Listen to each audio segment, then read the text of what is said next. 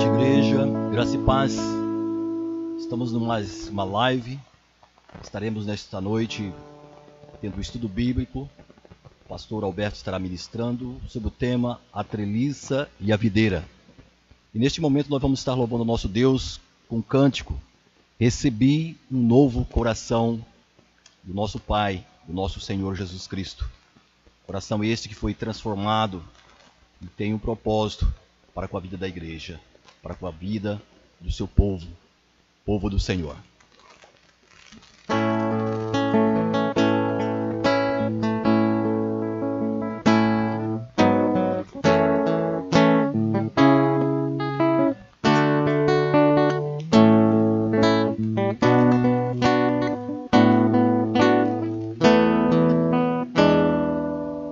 Recebi um novo coração do Pai, coração regenerado, coração transformado, coração que é ensinado por Jesus.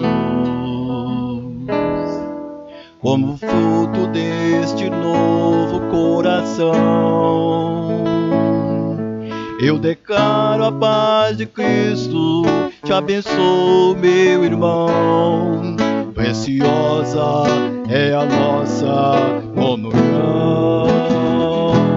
Somos corpos assim bem ajustados, totalmente ligados, unidos, vivendo em amor, uma família sem qualquer falsidade, vivendo a verdade, expressando a glória do Senhor, uma família, vivendo compromisso no grande amor de Cristo. Eu preciso de ti, querido irmão, precioso és para mim. Querido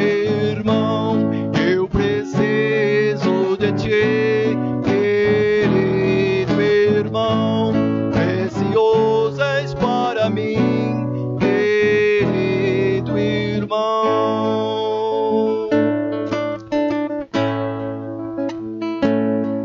Recebi um novo coração do Pai, coração regenerado, coração transformado, coração que é ensinado por Jesus.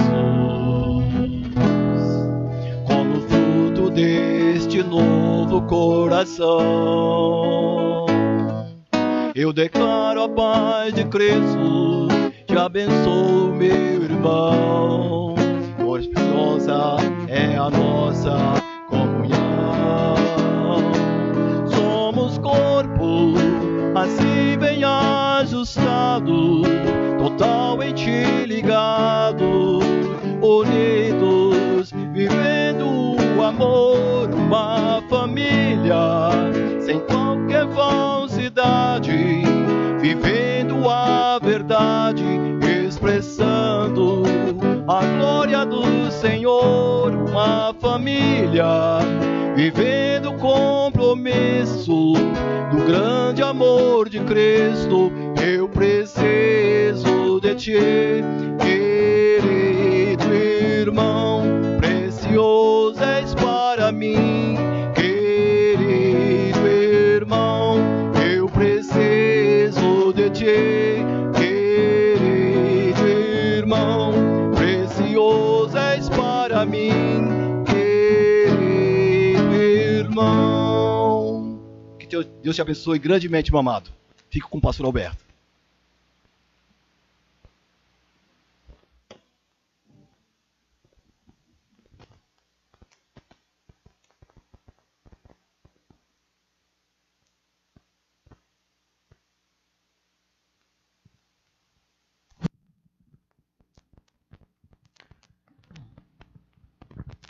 Irmãos, boa noite, graça e paz.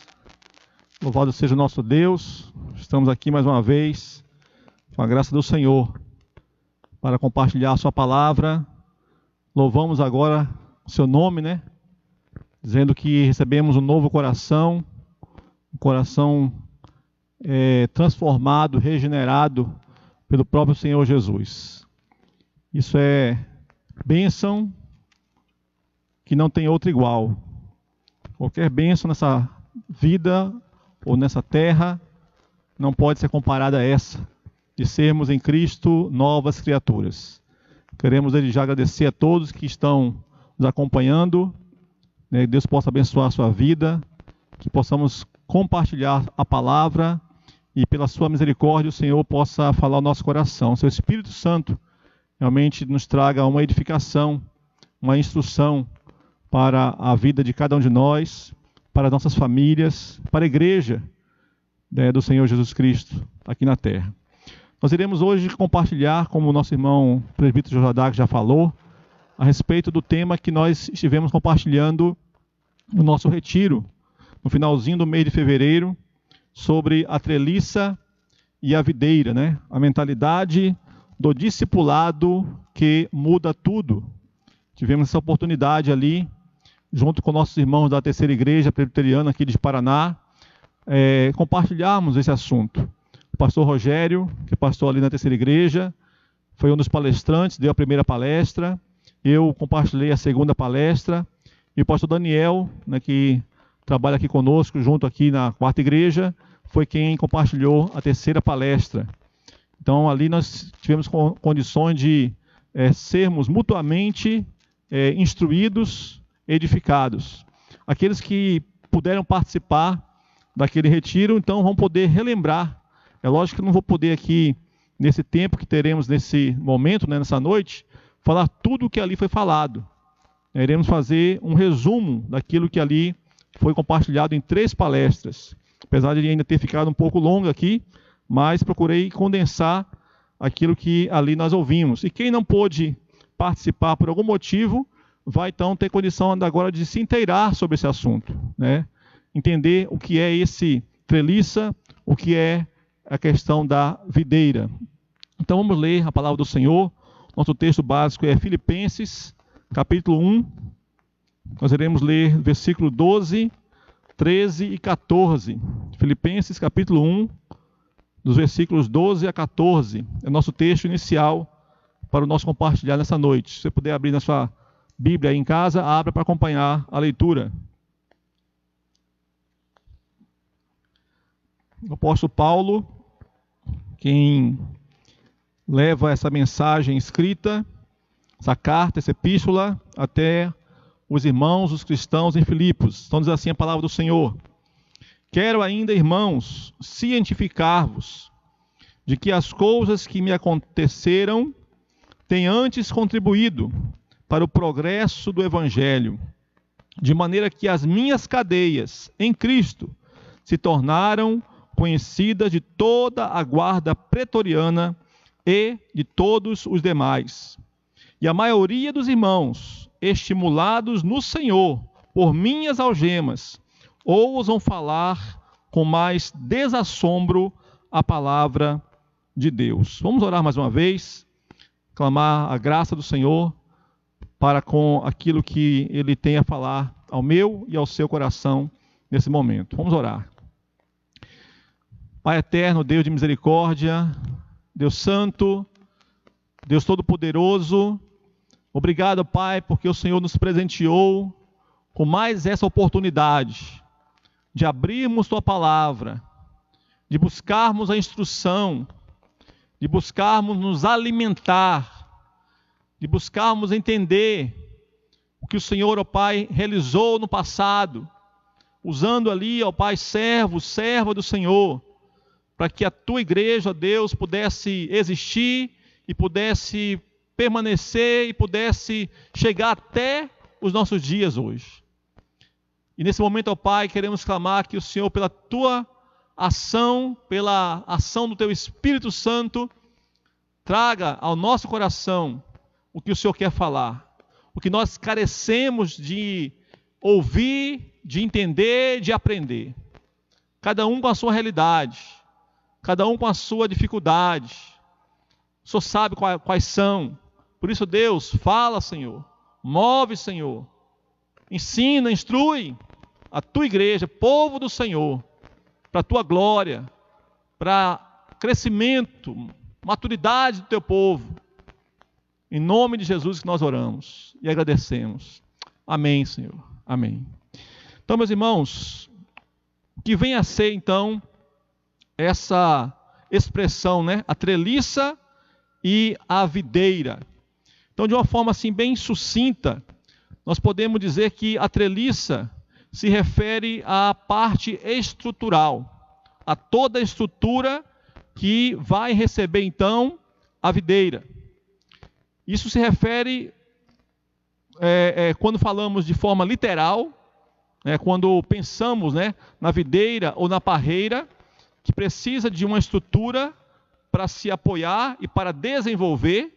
Normalmente a parreira ou a videira não cresce no chão, não se esparrama pelo chão, mas ela vai então se enraizando na treliça e aí vai então desenvolvendo. Literalmente é assim. E quando falamos de igreja, também é dessa forma. A igreja ou os cristãos precisam então, ou se utilizam então, de uma estrutura para estarem se reunindo e se desenvolvendo. Então existe a questão literal, que se aplica à questão da vida da igreja, treliça e videira. E qual é então o tamanho dessa treliça? Qual o tamanho que essa treliça precisa ter para dar suporte a essa videira? Vai depender então da quantidade de pessoas, que aquela comunidade comporta ou que reúnem naquele mesmo lugar.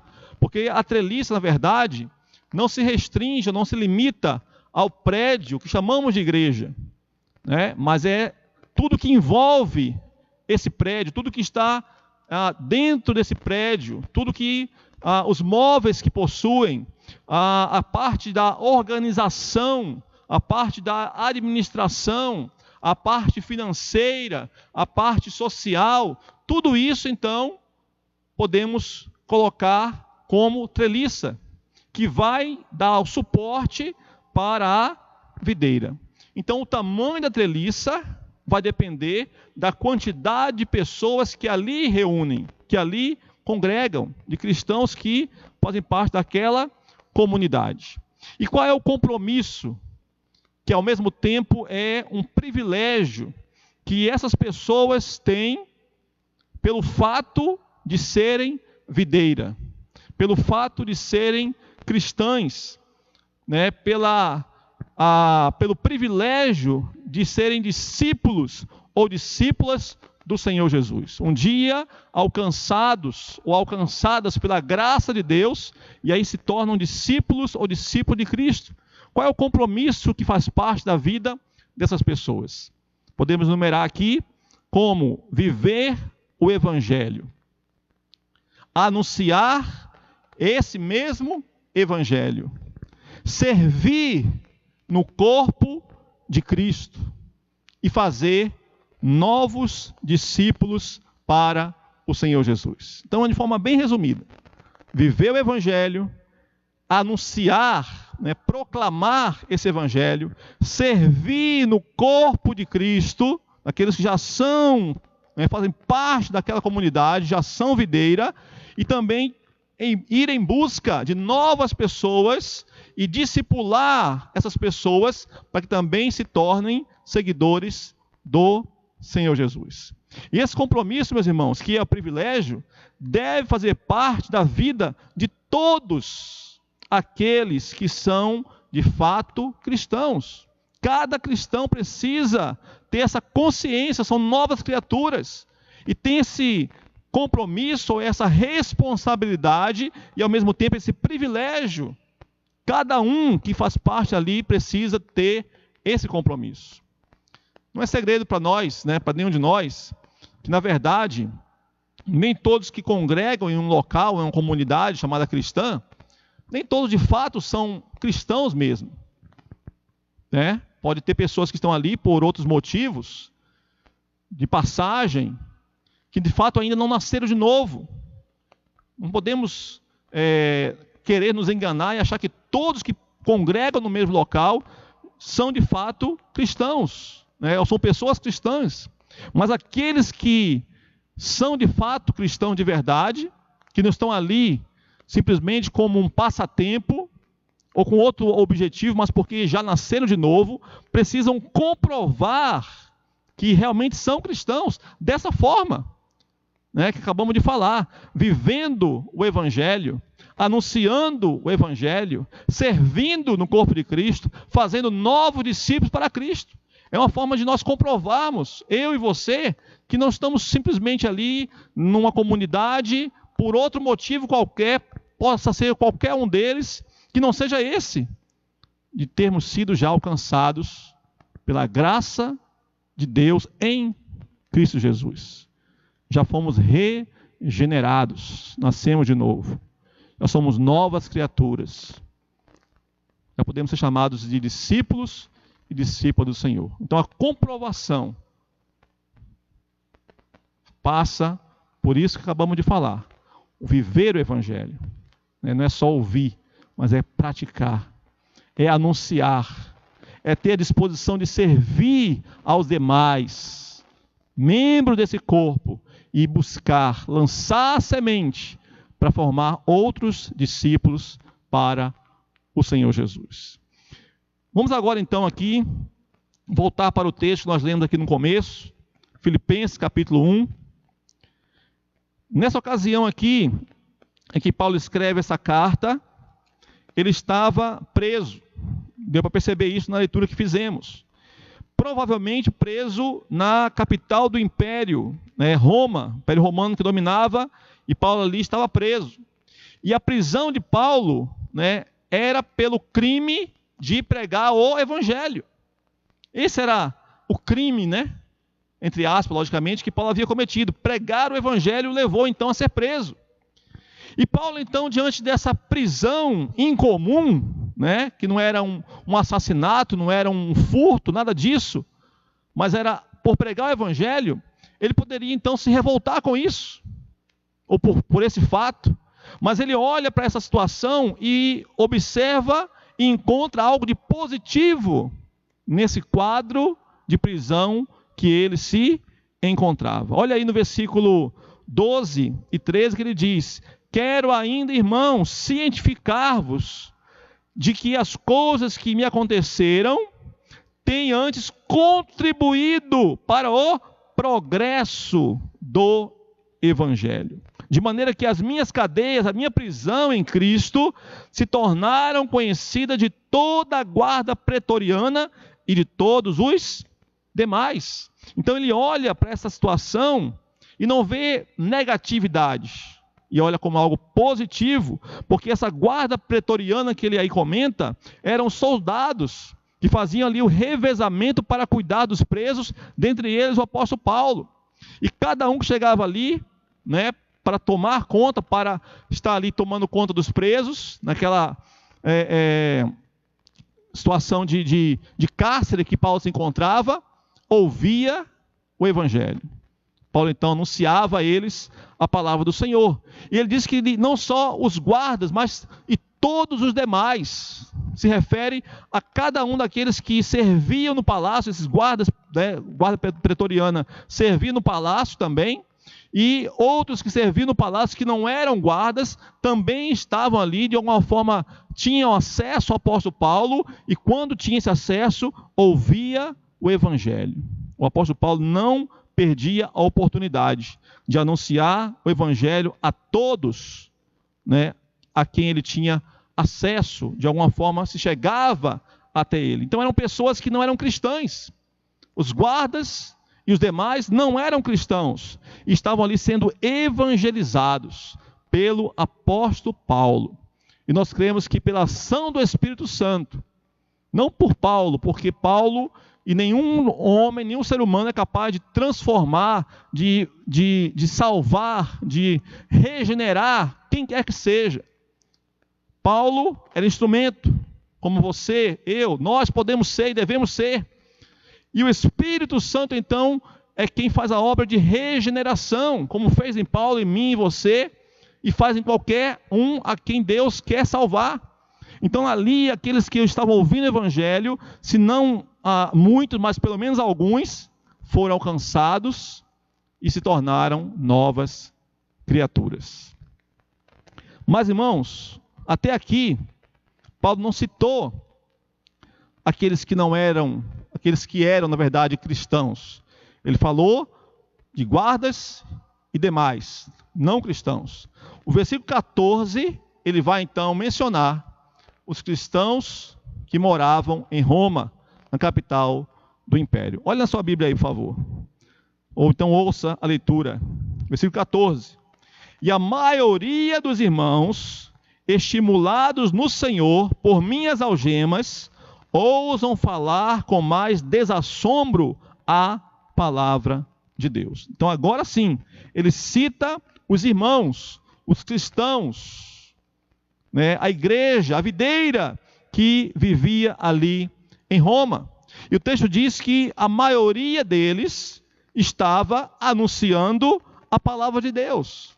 Se era a maioria, consequentemente existia um grupo, a minoria, né, que não estava cumprindo, que não estava ao mesmo tempo realizando, né, essa tarefa, esse compromisso, que é um privilégio de anunciar o evangelho. A maioria estava, a minoria não estava realizando essa tarefa.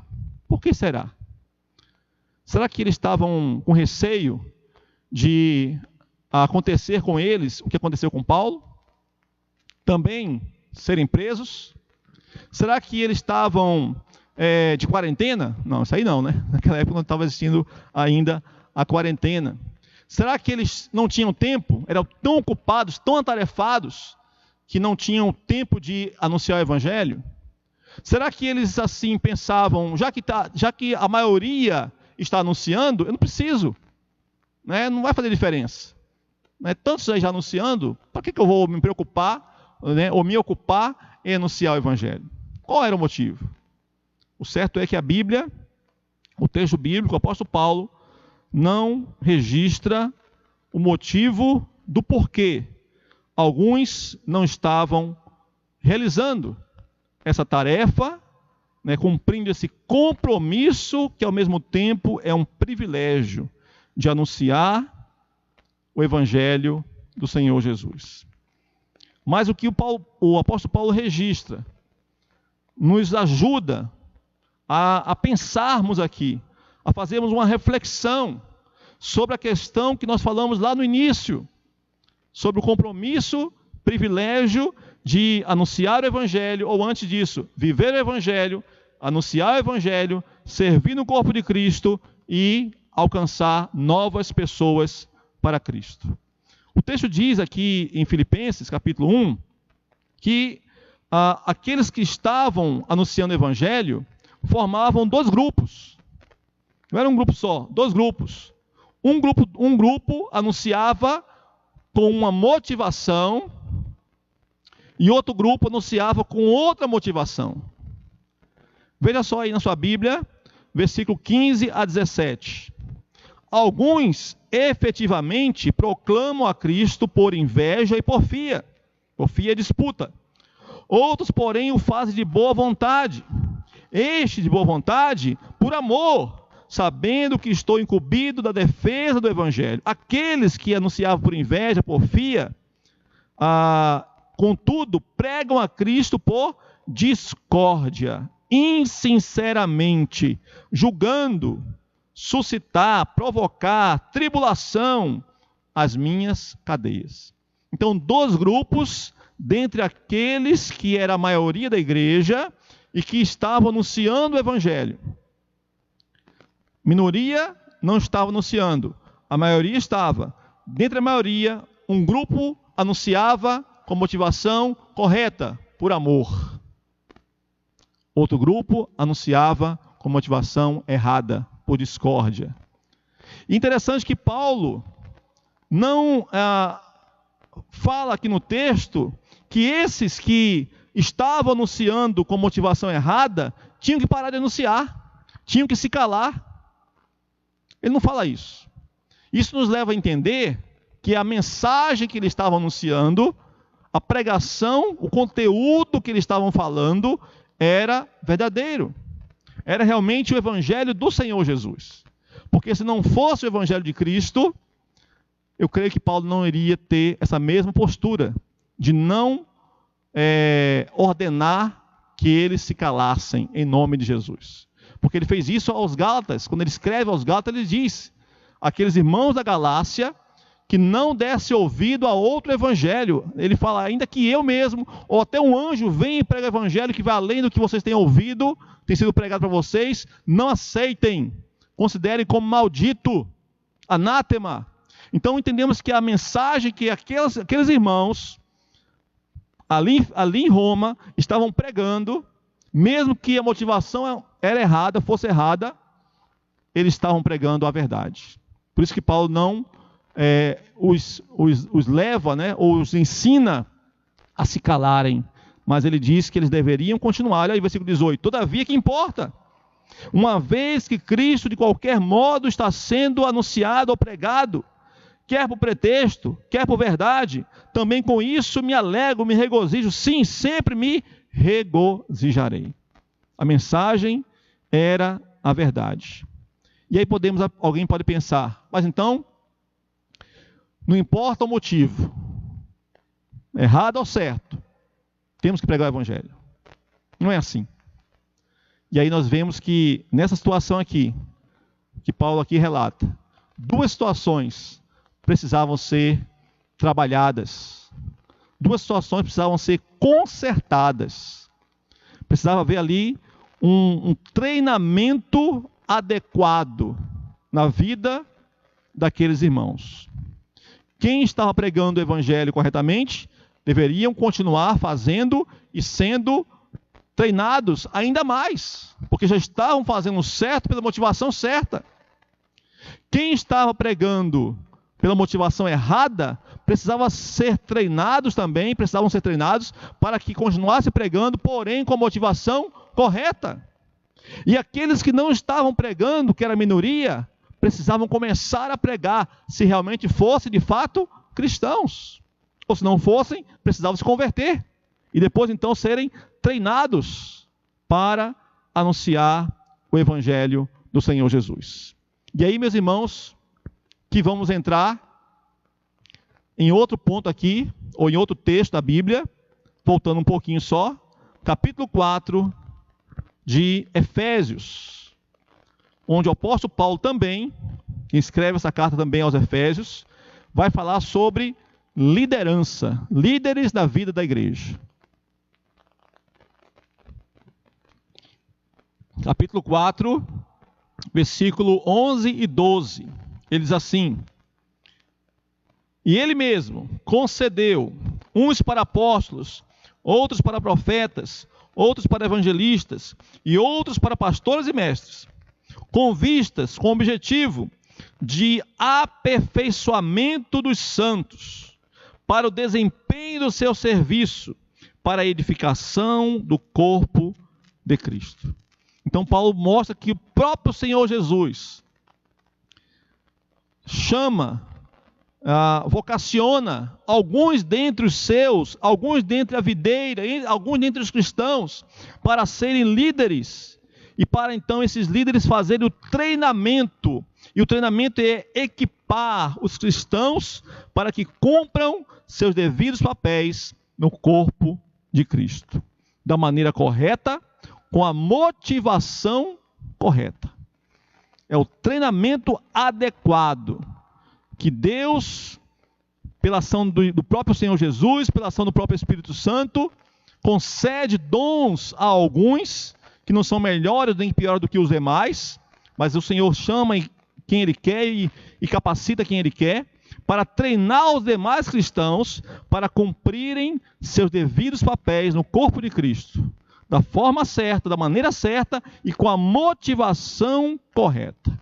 Foi isso que o próprio Cristo fez, quando no seu ministério terreno, dentre tantos que o seguiam, ele vai e separa 12, a quem ele dá o nome de apóstolos, E depois então ele vai treinar, capacitar, instruir esses 12 homens, para depois então é que eles foram cumprir as tarefas que cabia a eles cumprir. Né? E nesse grupo de 12, nós sabemos que nem todos deram prosseguimento na realização dessa missão, dessa tarefa. Talvez você já ouviu essa frase que vai aparecer aí na tela, sobre um dos apóstolos, Judas Iscariotes. Judas teve o melhor pastor, o melhor mestre, o melhor líder, o melhor sábio. Mesmo assim, Judas fracassou. O problema nem sempre é a liderança. Logo, não importa a igreja que você frequenta, se as suas atitudes não mudam, se o seu caráter não é transformado, sempre será a mesma pessoa. Então, o treinamento é necessário. Mas só o treinamento não resolve tudo. O mesmo que treinou Pedro, João, Tiago, André e todos os demais, também treinou a Judas. Então, só o treinamento não resolve tudo. É necessário. Primeiramente, precisa ver o quê? A regeneração. É o novo nascimento. E aí vem o compromisso, a partir desse novo nascimento, esse compromisso com Deus, né, com o Senhor que lhe salvou, e também com a realização da sua missão, da sua tarefa que Ele mesmo lhe confiou. A tarefa precisa ser realizada da maneira correta, com a motivação correta, mas somado a isso, somado a essa realização, precisa haver vida de santificação. Santidade de vida. Que só pode acontecer, só podemos experimentar esse processo de santificação a partir da regeneração. Sem a regeneração, não há início o processo de santificação. Mas quando há regeneração, precisamos viver essa santificação. E aí então iremos cumprir a tarefa da maneira correta, com a motivação correta. Se o treinamento não resolve, não é tudo, é necessário. Porque então vai dar a essa pessoa que nasceu de novo, né, a instrução, a forma como ele deve agir para cumprir a tarefa, não que ele quer simplesmente, mas que Deus está confiando a ele para que ele a realize. Treinamento, meus irmãos, de um modo geral, se refere a quê? A levar alguém a tornar-se eficiente em alguma prática ou em alguma profissão. Isso é um conceito geral de treinamento, né? Capacitar, instruir, orientar, para que aquela pessoa então cumpra de maneira adequada a sua tarefa ou exerça a sua profissão. Em relação à igreja, né, está primeiramente relacionado muito mais ao nosso pensar, aos nossos pensamentos, ao nosso testemunho, e não primeiramente com a questão da habilidade. Não é só ter habilidade, não é só saber falar bem, não é só ter uma eloquência, não é só ter um jeito carismático de transmitir uma mensagem. Habilidades são importantes, mas não é o primeiro com respeito à vida da igreja, de cumprir a missão que Deus confia aos seus filhos para que cumpram. Antes da habilidade, primeiramente, vem a questão do nosso testemunho. Vem a questão do nosso conhecer a pessoa do Senhor Jesus. Não é ouvir falar, não é ler na Bíblia somente, não é nem falar sobre Cristo, é viver, é ser guiado, direcionado, transformado pela palavra do Senhor Jesus. Regra de fé e de prática, o que eu creio e o que eu vivo.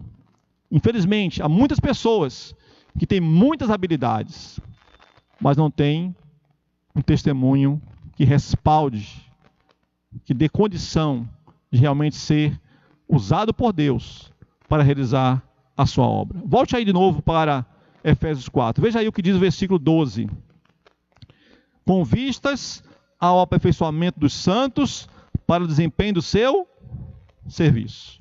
Então aqui fala de habilidade, né? Cumprir uma tarefa, realizar um serviço. Agora veja aí o versículo 13, logo em seguida.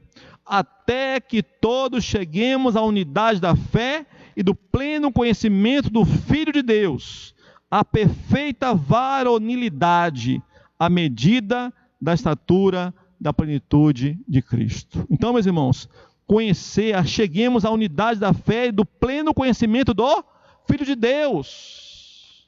Antes de fazermos algo para Deus, precisamos conhecer a esse Deus, conhecer esse Jesus. Cristo, antes de mandar os discípulos irem, ele se relacionou com eles.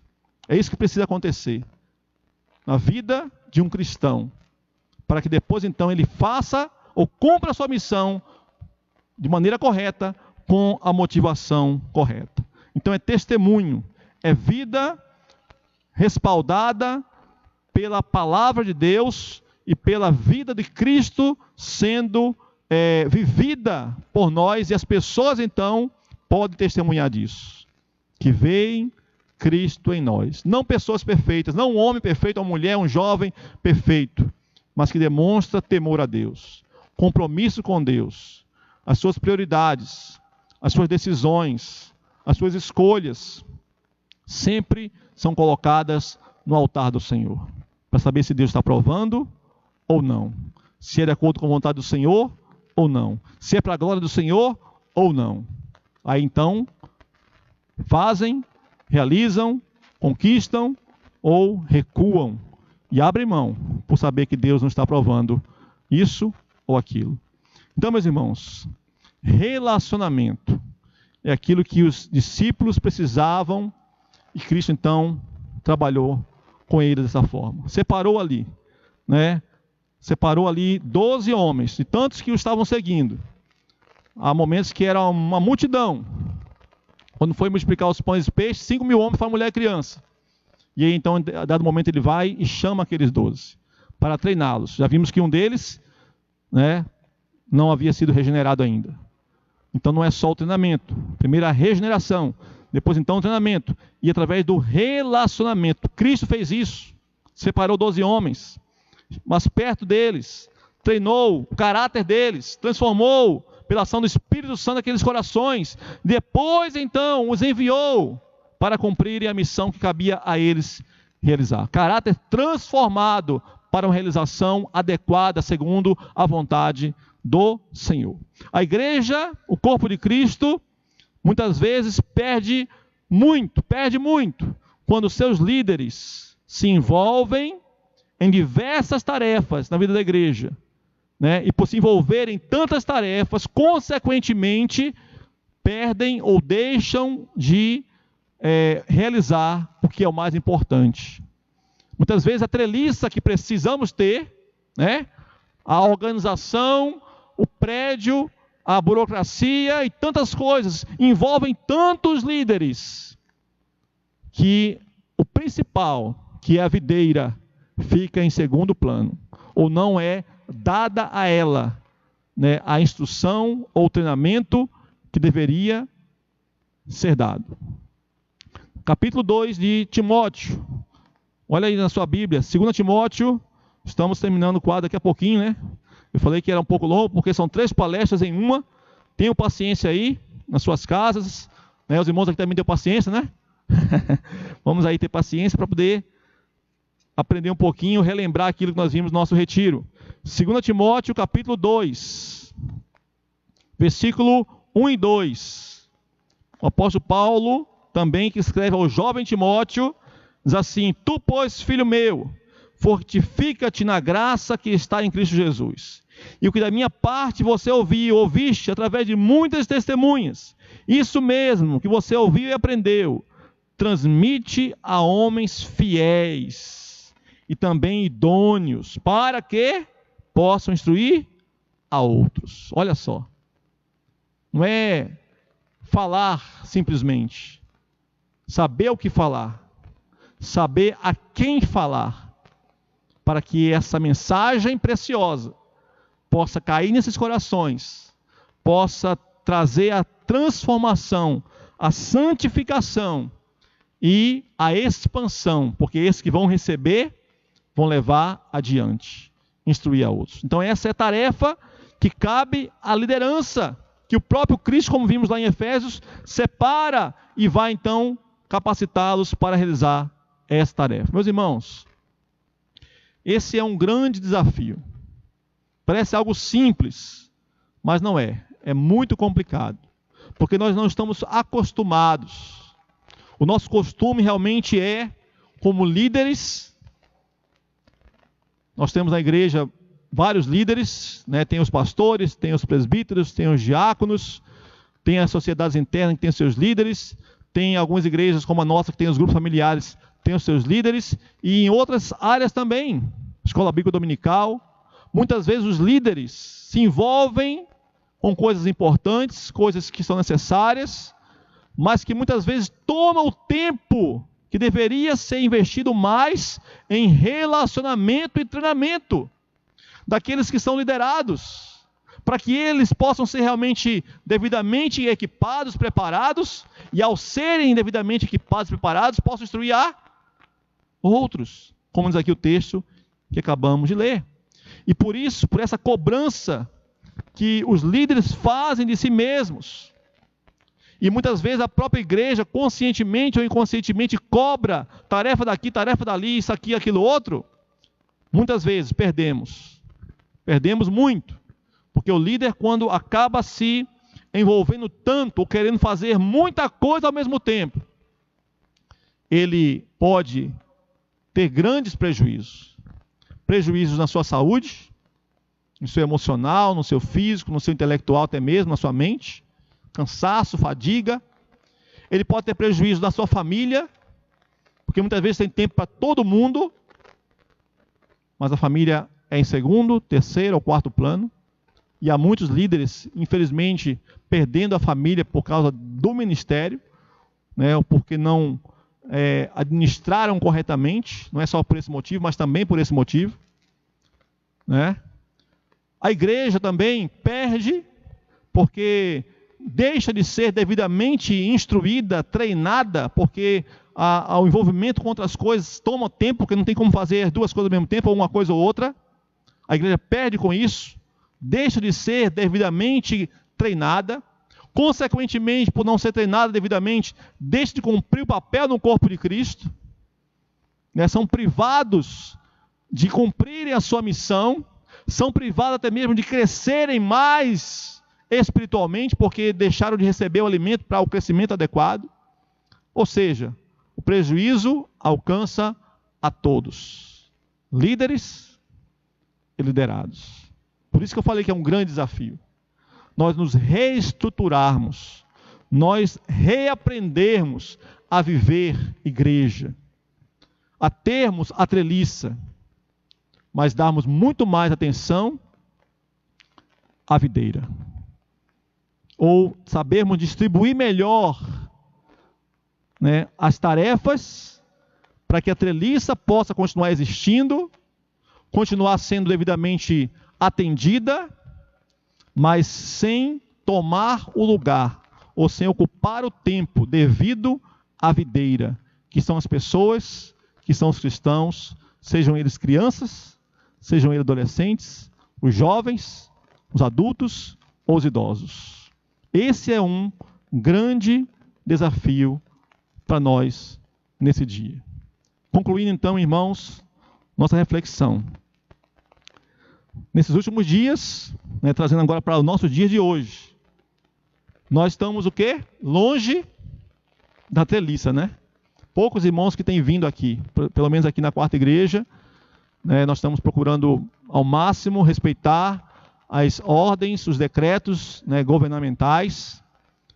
Poucas pessoas que vêm, aqueles que estão aqui envolvidos para que esse trabalho aconteça com toda dedicação, com todo empenho. Irmãos e irmãs aí, né, empenhados, vêm aqui muitas vezes de manhã, à tarde, à noite, né? Preciso estar aqui para que isso aconteça. Mas outros tantos que deveriam estar aqui Né? Quarta-feira tinha um grupo bom aqui de irmãos participando, não estão? Domingo pela manhã, domingo à noite também não estão. Os grupos familiares reunindo aí, né, conforme as condições, através das mídias sociais. Esse é um tempo atípico, longe da videira, longe da treliça. Mas a videira não pode se distanciar jamais da videira verdadeira. Videira verdadeira, que é o Senhor Jesus. O tempo que estamos agora, não podemos estar aqui num prédio, mas o Senhor Jesus não está aqui no prédio. Ele está aí na sua casa. Ele está aqui presente. Ele está em qualquer lugar que nós estivermos. Ele mesmo disse, né? Eis que estou convosco, todos os dias, até a consumação dos séculos. Portanto, meus irmãos, continuemos firmes em oração. Procuremos usufruir dos recursos que temos tido para a nossa edificação. Esse momento aqui é especial. Tivemos que aprender rapidamente, estamos ainda aprendendo e vamos aprender, né, muito mais. Comprando equipamento aqui, um ali, na medida do possível, para melhorar a transmissão, para levar a você a mensagem de edificação. Outros irmãos também pregando, anunciando orações, louvores. Vamos usufruir disso tudo, irmãos. Não vamos desperdiçar esses recursos que o Senhor tem nos dado. E quando o nosso Deus preparar a nossa volta, amém? Glória a Deus. Quando será? Ele sabe. Quando Ele preparar a nossa volta e sejamos dispostos, meus irmãos, a viver esse relacionamento que a palavra do Senhor nos ensina. Aquilo que está na palavra, viver de acordo com aquilo que a palavra nos instrui. Como Cristo viveu, como Paulo viveu, como Timóteo viveu, temos que aprender e viver esse relacionamento que a palavra nos ensina. E que é necessário, não é uma escolha, não é uma opção, mas é necessário para o nosso crescimento espiritual. Cristo sendo formado em nós, em mim e em você, dia a dia, através da contribuição ou participação de cada membro do corpo de Cristo. Nenhum de nós pode crescer devidamente sem a contribuição do outro irmão. Todos dependemos de todos para crescermos devidamente à estatura da plenitude de Cristo, maturidade espiritual. Meus irmãos, que tenhamos então compromisso no coração de verdade com o Senhor Jesus e com o seu corpo. Ele é o cabeça da igreja e nós somos os membros do corpo, comprometidos com Ele, comprometidos uns com os outros. É a igreja do Senhor, é a videira. Tenhamos também, meus irmãos, perseverança, porque obstáculos sempre existirão. Existem hoje e amanhã vão existir. Obstáculos sempre irão existir. E obstáculos dentro de nós, barreiras dentro de nós, paradigmas dentro de nós, preconceito dentro de nós e obstáculos fora de nós, que querem nos afastar uns dos outros, nos distanciar uns dos outros, para não vivermos esse relacionamento que a Bíblia ensina que temos que viver para crescermos conforme a vontade do Senhor. Então persevere. Vai ter dificuldade, vai ter batalha, vai ter luta, vai ter vontade de não fazer isso, mas em nome de Jesus, lancemos fora tudo isso. Perseverança. E acima de tudo, vivamos aquilo que nós falamos domingo passado, na nossa meditação. Vivamos o grande mandamento: amar a Deus sobre todas as coisas e ao nosso próximo como a nós mesmos. Se nós conseguirmos isso, e só podemos conseguir porque temos o Espírito Santo habitando em nós. Se não fosse isso, seria impossível. Mas pela ação e pela presença do Espírito Santo em nós, nós podemos aprender diariamente a viver esse grande mandamento. Amar a Deus sobre todas as coisas, principal, primeiro, acima de qualquer pessoa ou qualquer coisa em nossa vida. E amar o nosso próximo como a nós mesmos. Que seja assim na minha vida, pela graça de Deus. Que seja assim, meu irmão, na sua vida, pela graça de Deus. Para a glória do Senhor. E para que a videira, que é a igreja, Cristo como cabeça, possa realmente vivenciar o que Deus tem para nós. E o que Deus espera de nós. Em nome de Jesus. Amém? Pai amado, obrigado, Senhor, porque a tua misericórdia continua se renovando sobre nós. Obrigado porque o Senhor continua tendo paciência conosco. Obrigado porque o Senhor continua, Deus, demonstrando esse carinho, esse zelo, essa preocupação conosco, em nos fazer, ó Pai, entender a tua vontade. Não só com a mente, mas com o coração. Para que não sejamos simplesmente frequentadores de um grupo religioso. Para que não sejamos simplesmente, ó Pai, participantes de uma comunidade chamada cristã. Mas para que sejamos de fato e de verdade cristãos nascidos de novo, lavados pelo sangue de Jesus, vivendo o Evangelho, anunciando o Evangelho, servindo o corpo de Cristo e fazendo novos discípulos para o Senhor. Faça isso, ó Pai, com a tua igreja, para a glória do Senhor, em nome de Jesus. Aleluia e amém. Amém, Senhor. Amém. Mais uma vez, muito obrigado a todos. Não quero aqui citar nomes, para não esquecer de ninguém, mas que todos que estão nos acompanhando, que Deus abençoe e seja aí perseverante em acompanhar as nossas programações. Daqui a pouco, amanhã, iremos colocar mais uma divulgação de programação que teremos ainda essa semana, sexta-feira, também teremos domingo, sempre aí divulgando para que os irmãos se preparem, se organizem e participem e sejam edificados, em nome de Jesus. Boa noite a todos, tá bom? Valeu, até mais.